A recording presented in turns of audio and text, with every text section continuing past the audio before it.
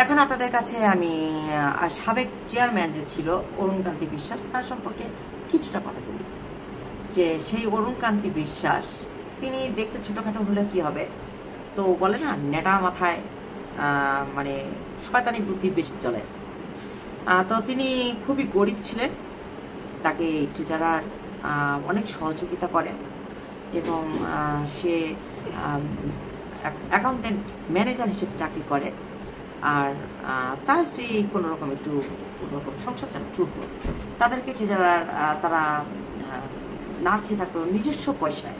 এই টিচাররা তাদেরকে অনেক হেল্প করছে করোনাকালীন সময়ে বলেন, কেননা তারা বেতন ঠিকমতো পেত না, তাদের সংসার চলতো না, তারা না খেয়ে থাকতো। তো টিচাররা অন্য কোনো ব্যক্তিরা কেউই এগিয়ে আসেননি, তখন টিচাররা তাদেরকে অনেক সহযোগিতা করেন। আর যেখানে চেয়ারম্যানই সর্ব মানে ক্ষমতার অধিকারী এই সেল চার্চে, হ্যাঁ, তো উপদেষ্টা সে আছে আর চেয়ারম্যান সর্বক্ষমতার অধিকারী। তাহলে এত বড় বোকা তো তিনি না যে 4 দিনে 4টা চেকের মাধ্যমে টাকা ওঠে আর উনি কিছুই জানে না। যখন ট্রেজারার জিজ্ঞেস করে এই টাকা কোথায় গেল, বলে উপদেষ্টাকে দিয়েছি। উপদেষ্টা বলে চেয়ারম্যান তো আমাকে দেয়নি।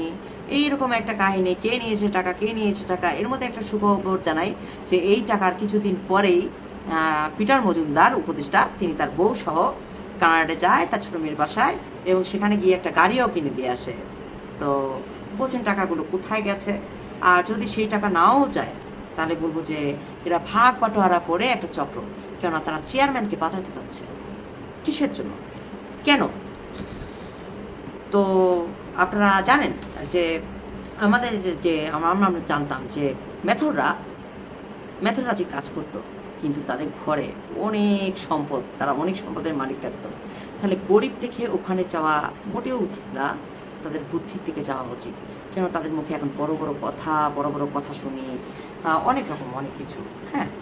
আর তাহলে ট্রেজারার সমস্ত কিছু যদি নিয়মাফিক হয়ে থাকে, কোনো সব কিছুতেই ট্রেজারার চেয়ারম্যানের স্বাক্ষরেই তো টাকা আদান প্রদান হতো। এটা সেই উপদেষ্টা চেকের মাধ্যমে হোক বা এমনি সমিতি থেকে হোক, যেভাবে হোক টাকা তুলে এনে সেই টাকা তো তার ব্যাংক অ্যাকাউন্টে রাখতো। সেই টাকার হিসাব কে দেবে? আর রাতারাতি এখানে বদলিয়ে চলে গেল, এটা বোর্ডটা চেঞ্জ করা হলো, পালকদের বেতন রাতারাতি বাড়িয়ে দেওয়া হলো এবং পিটার মজুমদার যেটা বলে মিষ্টি ভাষায়, তো সবাই সেটা মেনে নেয়। আর এখানে এখন বর্তমান চেয়ার মাইকেল রিপন বিশ্বাস, তার কথা কিছুটা আসি। তার নামে আমি বলেছিলাম যে তিনি একজন ভিক্ষুক কেন বলি এটাই শোনেন। যে তিনি যখন বিদেশে যেতেন প্রথম, তো যাকেই সাথে নিয়ে যেতেন তো ওখানে কম্বল ফ্রি দিত, হ্যাঁ, ঠান্ডার শহর তো, ঠান্ডার দেশে যেত, তো কম্বল বিতরণ করা হতো এবং যা কিছু বিতরণ করা হতো সেগুলো সে নিয়ে সে বলতো, সে নিজেও নিত, ব্যাগে ভরতো এবং কী করে চুরি করা যায় এই জিনিসটা পাশে যে থাকতো তাকে বলতো যে নাও, কিছু হবে না। আর এটাকে নাকি ঈশ্বরের আশীর্বাদ বলে তিনি চালিয়ে দিতেন। ইন্টারেস্টিং না? খুবই ইন্টারেস্টিং। আর তার পদোন্নতি শুনেছি যে তিনি এখন কিছু না জেনে চেয়ারম্যানে ঢুকে তিনি একটা কেস দিয়ে বসেছেন, যার তথ্য তার কাছে কোনো কিছু নেই, কিছু জানে না, সে কিছুই জানে না। তো কিছু না জানে তিনি এসি ছাড়া চলতে পারে না। আর তাকে দেখলে একদম, আপনারা যদি দেখেন তাকে পুরোপুরি, আপনারা কি বলবেন, তাকে কালা পাঠা বলবেন নাকি পুরোপুরি একটা জলহস্তি বলবেন নাকি মানে তাকে গন্ডার বলবেন, এখন এটা আপনাদের উপরে যে তাকে কি বলা চলে। তার যে মোটা সোটা শরীর, পেটটা যেরকম, তার যে চেহারা দেখলেই ভয়ঙ্কর, মনে হয় যেন একটা শয়তান সামনে দাঁড়ায় আছে। এবং তার একটা মজার কাহিনী বলি, তিনি জর্দন নদীর পানি নিয়ে এসে ব্যবসা করে, আর সেখান থেকে হয়তোবা আমাদের দেশের সর্ষের তেল ব্যবহার করে তিনি বলে থাকেন যেটা সেই ইসরায়েল দেশ থেকে সেই জলপাইয়ের তেল এনে তিনি এগুলোর মাধ্যমে কাজ করে থাকেন, হ্যাঁ। আর সেই জর্দনের পানি আসলে সে কোন পানি আনে, এখন এটা কি আসলে আমাদের বাংলাদেশের সেই নর্দমার সেই পানি এটা, না কোন পানি আনে যেটা খেলে অনেক অসুখ হতে পারে, সেই পানি আনে। এটা একটা বিষয়। কেননা তিনি ওই দেশে যেতে উনি হয়তো গিয়েছিলেন, এখন ওখান থেকে ওটা আনা সম্ভব হয়েছে কিনা আমার একটু সন্দেহ আছে। তাই আমার মনে হয় এখান থেকে তিনি যে কোনো উপায়ে, এখানে তো বাংলাদেশে জানেনই আপনারা যে কত কিছু হয়ে থাকে। তো আমি বাংলাদেশের মানুষ নাকি অন্য দেশের মানুষ তা বলবো না, বাংলাদেশ সম্পর্কে অনেক কিছু তথ্য আমার জানা আছে, তাই আমি বললাম আর কি। এইটুকু ইন্টারেস্টিং একটা ঘটনা। আর একটা ছোট্ট একটা কাহিনী বলি। একজন যিনি সদস্য হিসেবে, দুজন সদস্য ছিলেন, তো একজন সদস্য তিনি এইসবের মধ্যে নেই, কারণ তিনি অনেক ভালো একটা মহিলা। আর আরেকজন আছে, তিনি একদম এত মূর্খ, মানে যে যা বলে তাতেই বিশ্বাস করে। তার ডিগ্রি পরীক্ষার সময় তিনি নকল করবে, তো সেখানে সে প্রশ্ন হাতাচ্ছে আর নকল উত্তর খুঁজতেছে।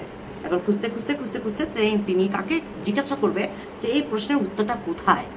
তো তিনি কি করলেন, ম্যাজিস্ট্রেট পাশে দাঁড়ানো ছিল, তাকে বলে দেখেন তো এই প্রশ্নের সাথে এই উত্তরটা কি ঠিক। তখন ম্যাজিস্ট্রেট বলে গিয়ে টিচারকে যে দেখেন এর বিরুদ্ধে কি ব্যবস্থা নেওয়া যায়। তো এত ফানি একটা মানুষ, শুধু বোকার মতো হা হা হা হা করে হাসা ছাড়া আর তার কোনো কাজ নেই। আর তিনি যা মানুষ বলবে, যদি বলে গুখাও, তো মনে হয় ওটা খেতেও তিনি পারে, এরকম একটা অবস্থা তার।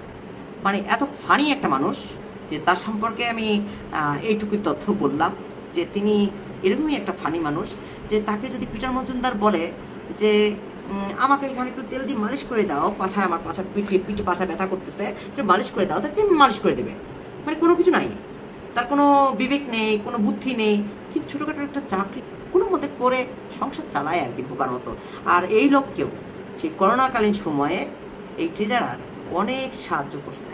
আর এখন এই ব্যক্তিরাই ট্রেজারারের বিরুদ্ধে বড় বড় কথা বলে, যেখানে কোনো সম্পাদক না, কোনো সেই উপদেষ্টা না, কোনো আর কেউ এগিয়ে আসেনি তাদের বিপদের দিনে।